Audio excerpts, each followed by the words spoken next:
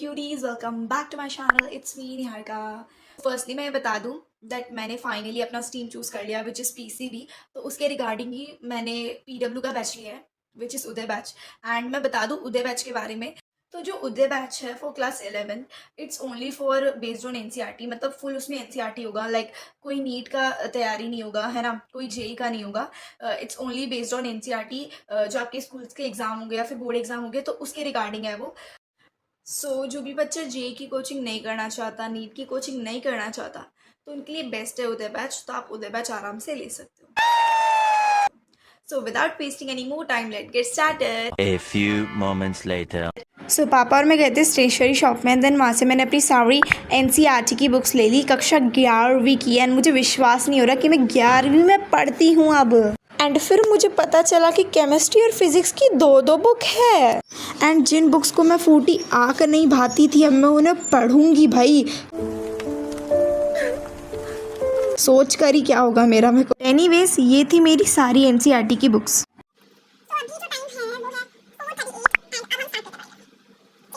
तो बैच में तो मैंने काफ़ी पहले ही एनरोल कर लिया था एंड बुक्स मैंने अब ख़रीदी थी।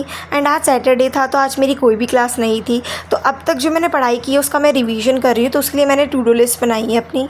मुझे बस बायोलॉजी के कुछ टॉपिक्स को क्लियर करना है, एक दो टॉपिक्स को, क्योंकि अभी पूरा एक चैप्टर कंप्लीट नहीं हो पाया है। तो जितने भी टॉपिक्स हैं मैं उन्हें कवर करूँगी। उसके लिए मैंने अपनी बायोलॉजी की बुक ले ली एंड अब मैं स्टार्ट हो जाती हूँ करने। मैम जो थी वो हमें करा रही थी सेल चैप्टर एंड उसके अंदर उन्होंने काफ़ी अच्छे से समझाया, जो कि मैंने उदय बैच लिया था, आप सबको पहले ही पता है।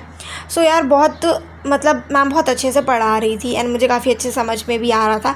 तो अब तो मुझे पक्का श्योर हो गया कि मैंने ये पीसीबी लेके बिल्कुल भी गलती नहीं करी है।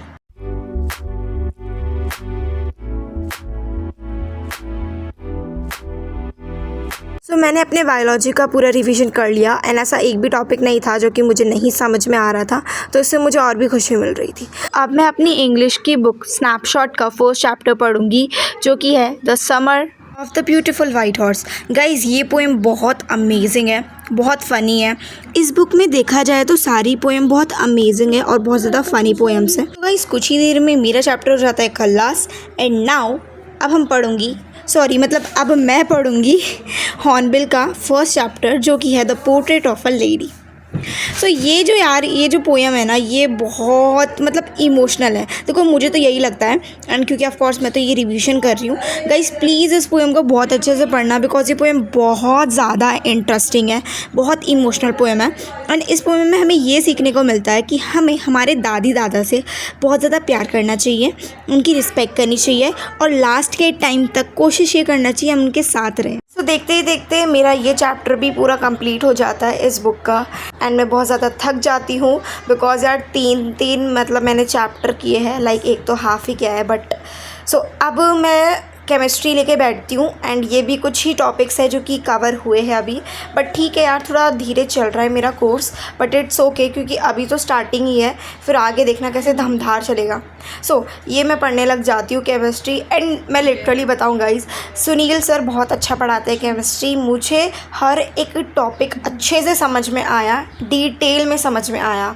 तो मैं तो ये सजेस्ट करूँगी कि आपको उदय बैच लेना चाहिए। गाइज अब तो सबका रिज़ल्ट भी आ चुका है। आई थिंक दैट कि सबको अपना फटाफट स्ट्रीम चूज़ कर लेना चाहिए।